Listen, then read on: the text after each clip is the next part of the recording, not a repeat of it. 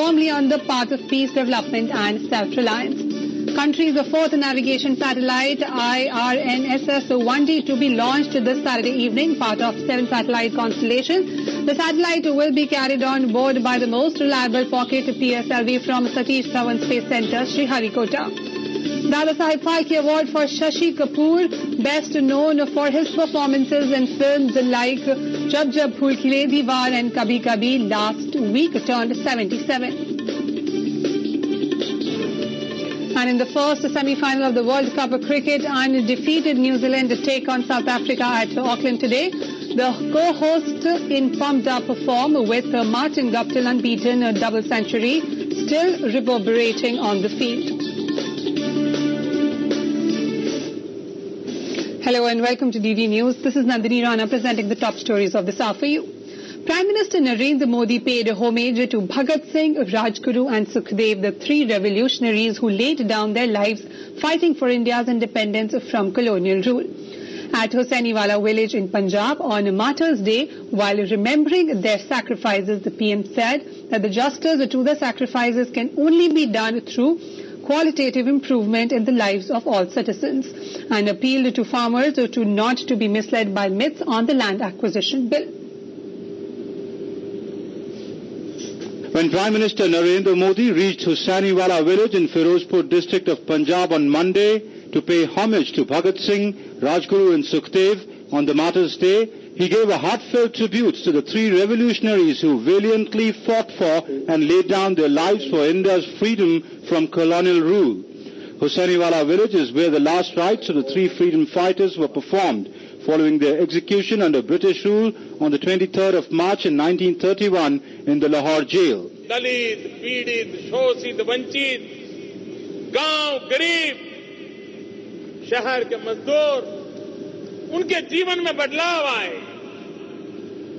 जब तक हम देश में ये बदलाव नहीं लाते हैं, तब तक देश के लिए बलिदान देने वाले महापुरुषों को सच्ची श्रद्धांजलि अधूरी रह जाएगी। He called upon the farmers of Punjab, who he said had eliminated hunger from India, to now take the lead in adopting modern water conservation practices and judicious use of chemical fertilizers. He emphasized that if farmers follow the per drop, more crop principle, it will not just save water, but also increase their yield. He outlined the benefits of two initiatives of the centre, the Soil Health Card and the Pradhan Mantri Krishi Sinchai Yojana. Prime Minister Narendra Modi assured that the government is committed to providing employment to children of farmers, while slamming those who are trying to mislead farmers on the land acquisition bill. इन दिनों किसान को गुमराह करने के लिए भांति-भांति के प्रयास हो रहे हैं। कल मैंने रेडियो पर मेरी मन की बात में किसानों ने जितने सवाल पूछे थे, सारे सवालों के मेरे जवाब दिए हैं। और मैं किसानों को विश्वास दिलाता हूं, अगर इस देश को आगे बढ़ना है तो किसान के रक्षा करनी होगी, गांव का भला करना होगा, लेकिन साथ-साथ किसान के बेटों के लिए भी चिंता करनी पड़ेगी। He reiterated the government's commitment to provide all possible help to those farmers who have lost their crops due to the recent unseasonal rainfall and hailstorm. मैं जानता हूं किसानों पर कितनी बड़ी आपत्ति आई है। मैंने भारत सरकार के अधिकारियों को, मंत्रियों को आदेश किए हैं। सर्वे का काम शुरू हुआ है। राज्य सरकार, भारत सरकार मिलकर के आपकी संकट की घड़ी में आपके साथ है। The Prime Minister explained how the centre is working towards empowering the states with more resources. He spoke about the benefit that Punjab would derive with government accepting the recommendations of the 14th Finance Commission. He said that more resources will be at Punjab's disposal, since Punjab will get 54,000 crore rupees in the next 5 years, as opposed to 20,000 crore rupees that it received in the same time frame in the past. He outlined his vision of housing for all by 2022 and Swachh Bharat by 2019. He said his government is working for a clean India by 2019 to mark 150 years since the Mahatma's birth, and for housing for all by 2022 to mark 75 years of India's independence. He advocated the use of technology and balanced use of fertilizers by farmers to improve the productivity of their farms. He hailed Punjab as the land that has sacrificed so many of its children for the nation, be it in the freedom struggle or in the line of duty through armed forces. The Prime Minister utilized the occasion of Martyrs' Day to stress on the need to do justice to the sacrifices of the three revolutionaries by ensuring the welfare of all in India. With Nikhil Singh at Hisaniwala village in Punjab, DD News. Prime Minister Narendra Modi also paid tribute to martyrs of Jallianwala Bagh massacre and visited the Golden Temple in Amritsar. On a day-long visit to Punjab, he visited the Jallianwala Bagh Memorial and paid floral tributes at the memorial where British troops opened fire and killed hundreds of unarmed Indians in April 1919. He stopped by the Martyrs' Well, which stands a testimony to the brutal killing. He also offered prayers at the Golden Temple in Amritsar before visiting the Durgiana Temple. From paying homage to the three martyrs at Hisaniwala to praying at the Golden Temple in Amritsar, Prime Minister Narendra Modi's visit to Punjab was one of paying respect. On his first visit to the holy site after his swearing in, Prime Minister Modi spent around 40 minutes at the Golden Temple. A parikrama of the complex was followed by paying obeisance inside the Sanctum Sanctorum. He was offered a siropa by the Granthi. He bowed before the Holy Guru Granth Sahib. Accompanying the Prime Minister was Punjab Governor Kaptan Singh Solanki, Chief Minister Prakash Singh Badal and Bathinda's MP and Union Minister Harsimrat Kaur. The Prime Minister also mingled and interacted with the other devotees at the temple. May the blessings of the Guru always remain. That was the Prime Minister's message as he wrote in the Visitors' Book of the Golden Temple. Prime Minister Modi also visited the Jallianwala Bagh to pay homage to the martyrs of India's freedom struggle. He laid a wreath at Jallianwala Bagh Memorial while remembering those who were slain in the British massacre in 1919. He stopped by the Martyrs' Well, which stands testimony to the brutal killings of innocents who had no way to save themselves from the bullets fired by soldiers of the British Army. Those very bullets that hit the walls and structures in Jallianwala Bagh have been preserved. The last stop that the Prime Minister made was at the historic Durgiana Temple nearby. He offered prayers at the temple dedicated to Ma Durga. This gains significance since the festival of Navratra is being celebrated. With Anuj Yadav and Shailendra Mishra in Amritsar, DD News. The sacrifices of Bhagat Singh, Rajguru and Sukhdev have been immortalized and continue to be etched in the memories of generations. Here is a look at their legacy. When India looks at the legacy of those who laid down their lives for nation's freedom from colonial rule, the sacrifice of three young revolutionaries who fought relentlessly and passionately for a free India stand out. Bhagat Singh, Rajguru and Sukhdev are those revolutionaries whose sacrifices inculcated the spirit of revolution in the minds and hearts of millions, paving way for the dream of independent India to come true. The story of their courage and audacity sparks the flame of patriotism in the present generation as well. Their stories inspire and motivate us to leave behind fear and confront each difficulty with valor.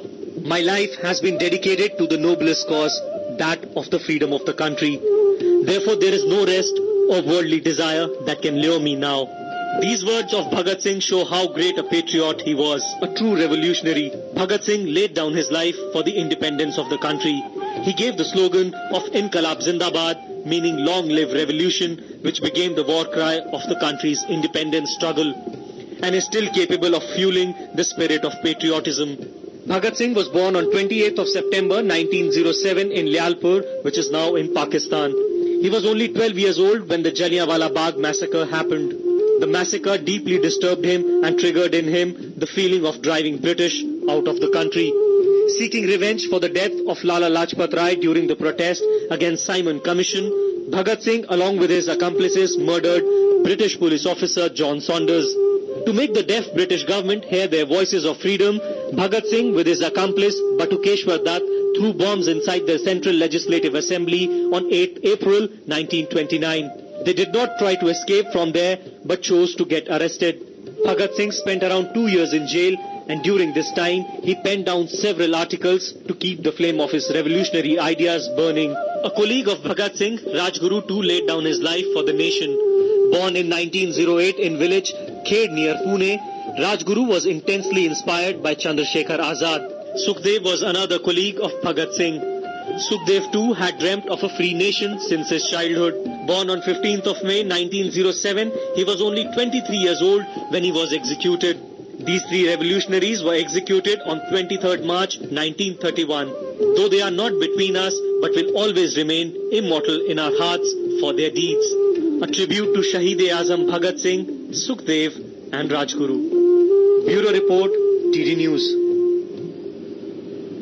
India and China began the 18th round of talks to resolve the contentious boundary issue on Monday. It's the first round of talks on the issue between special representatives Ajit Doval and Yang Jiechi since Prime Minister Narendra Modi assumed office. India and China sitting across the table to do the groundwork before Prime Minister Narendra Modi's proposed China visit in May this year.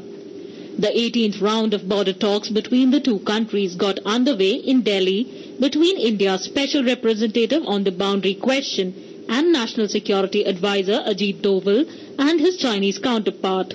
This is the first such meeting after Prime Minister Narendra Modi came to power last year. The fresh round of discussion is taking place nearly 6 months after Chinese President Xi Jinping's visit to India last year. The high-profile visit was overshadowed by Chinese incursions into Chamar, which ended after both sides simultaneously agreed to withdraw into their own territory. This is Ajit Doval's first meeting since he was appointed India's special representative in November last year, while his Chinese counterpart led the meeting with former NSA Shiv Shankar Menon as well. External Affairs Minister Sushma Swaraj, who visited China last month to make preparations for the Prime Minister's visit, spoke about the need for an out-of-the-box solution on the border issue in order to not leave it for future generations. The controversy dates back a long while. China's claim is that the border dispute is confined only to 2,000 kilometers, mostly in Arunachal Pradesh, whereas India says China occupies 38,000 square kilometers of its territory on the Aksai Chin Plateau in the west. Apart from this, in a so-called Sino-Pakistan boundary agreement of 1963, Pakistan handed over 5,180 square kilometers of illegally captured land in Pakistan-occupied Kashmir to China. The other sticky issues between India and China is the issue of staple visas to residents of Arunachal Pradesh by China. The controversies may have been festering ones, but both countries are going all out to resolve the issues. And it is hoped that the Prime Minister's upcoming visit will add to the momentum that this effort has gained. DD News. Prime Minister Narendra Modi has said that it is his firm conviction that all outstanding issues between India and Pakistan can be resolved through bilateral dialogue in an atmosphere free from terror and violence. He wrote to Pakistan Prime Minister Nawaz Sharif to convey his greetings on the National Day of Pakistan. MEA said there is no place for a third party in resolution of India-Pakistan issues. 2 terrorist attacks in Jammu and Kashmir that have brought back the focus to the Pakistan Connect in aiding cross-border terrorism. Not surprisingly, Prime Minister Narendra Modi's greeting to Nawaz Sharif on Pakistan's National Day went with the message that dialogue between the two countries in an atmosphere of peace is the way ahead for conflict resolution. Prime Minister Narendra Modi tweeted, and I quote, "I have written to Pakistan Prime Minister Mr. Nawaz Sharif conveying my greetings on the National Day of Pakistan. It is my firm conviction that all outstanding issues can be resolved through bilateral dialogue in an atmosphere free from terror and violence." Condemning the terror attacks, Jammu and Kashmir Chief Minister Mufti Saeed has said that Pakistan should control terrorism if it wants peace and reconciliation, while terming the terror attacks in Kathua and Samba as a conspiracy to derail the peace process. A day after he asked Pakistan to rein in terrorists, Mufti Muhammad Saeed reiterated that the neighbouring countries should be told to halt cross-border infiltration into Jammu and Kashmir as it was a prerequisite for peace. We have to ensure peace on our borders. That should be हमारा लक्ष्य, हमारा target. मैं honourable members को यकीन दिलाना चाहता हूं, हमारा काम ये होगा कि माहौल बना दें और government of Pakistan also should ensure peace. Saeed had made the statement in the State Assembly, which adopted a resolution condemning the Kathua and Samba attacks. Meanwhile, separatist leaders from Jammu and Kashmir attended the National Day celebration at the Pakistan High Commission. However, the Indian government has clearly said that there is no role of third party in dialogue between India and Pakistan. There are only two parties and there is no place for a third party in resolution of India-Pakistan issues. The only way forward for proceeding on all outstanding issues is a peaceful bilateral dialogue within the framework of the Simla Agreement and Lahore Declaration. Last year, in August, India had called a Foreign Secretary-level talks with Pakistan after Abdul Basit held consultations with Hurriyat leaders on the eve of the official talks. Recently, newly appointed Foreign Secretary S. Jaishankar visited Pakistan as part of his Sak Yatra, which reignited the hope of talks between both the countries. However, India's message to Pakistan is clear. An atmosphere free from terror and violence and peace at the border is a prerequisite for any dialogue. DD News. Jammu and Kashmir Chief Minister Mufti Muhammad Saeed on Monday termed the PDP-BJP government as a model of unity in diversity and stressed that the partnering with a strong centre was in the state's interest to put it firmly on the path of peace, development and self-reliance. The Chief Minister, during his hour-long speech in reply to the motion of thanks to the Governor's address in the Legislative Council, said that the new government has been given a rare opportunity by the people to provide a transparent and smart government in collaboration with the strong NDA government at the centre. The launch of India's fourth navigation satellite IRNSS-1D that was deferred earlier this month after an anomaly was found in one of the telemetry transmitters of the spacecraft has now been scheduled for March 28. The launch that was earlier scheduled for March 9th was deferred after an anomaly was found in one of the telemetry transmitters of the spacecraft. The launch would put in place India's own navigation system on par with the global positioning system of the US. IRNSS-1D is the fourth in the series of 7 satellites ISRO is planning to launch to put in place the Indian Regional Navigation Satellite System. While 4 satellites would be sufficient to start operations of the system, the remaining 3 satellites would make it more accurate and efficient. And Union Health Minister J.P. Nadda on Monday inaugurated a media campaign of the ambitious health program Mission Indradhanush in the national capital. The campaign aims to educate the masses on immunization. Addressing the event, the health minister said, "Without healthy kids, one cannot dream of a healthy India."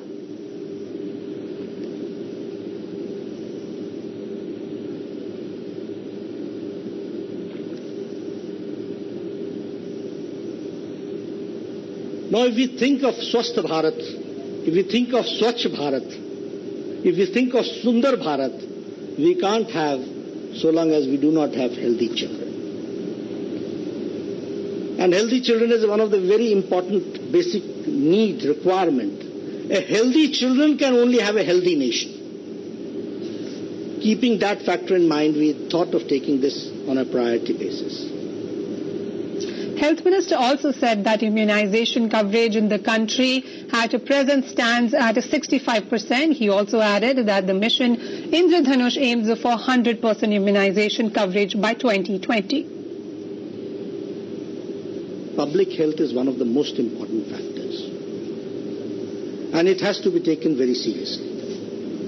Keeping that factor in mind, I went through the statistics. And I came to know that approximately we have a routine immunization of 65%.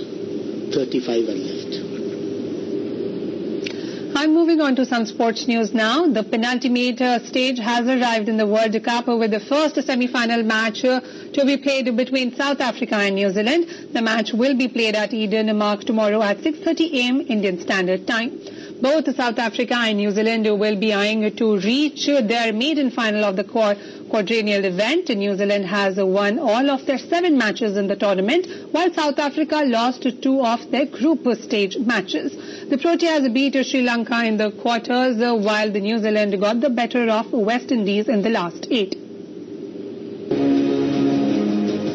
After over a month's exciting and challenging cricket of the highest order, the 2015 World Cup has got its 4th semi-finalist. One thing is for sure, in this World Cup, one team will make its maiden appearance in the final. Neither the Black Caps nor the Proteas have made it to the final of the tournament previously. A victory for either side will see them make it to the final at Melbourne Cricket Ground next Sunday. New Zealand are unbeaten in this tournament and are the firm favourites to make it to the finals. Brendan McCullum saw his side register a 143-run victory over West Indies in the quarter-final on Sunday. It was one-man show as Martin Guptill became the first Kiwi player and 5th player in the history of the ODIs to score a double century. International double hundred for the 5th man. Team's every player is in sublime form in this tournament so far. And players like Martin Guptill and skipper Brendan McCullum has done wonders in adding fast runs in the first half of the match. Apart from him, the likes of Kane Williamson, Ross Taylor and Grant Tilland make up a solid batting lineup for the Kiwis. The bowling department will be spearheaded by Tim Southee and Trent Boult. Johnson Charles giving himself some room and Boult struck.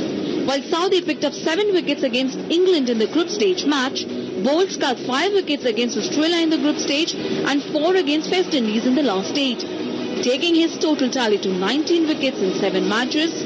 And at the moment, he holds the number 1 position in the leading wicket takers. The host nation, though, has dealt with the blow of Adam Milne being ruled out of the remainder of the matches due to heel injury. Matt Henry is all set to replace him.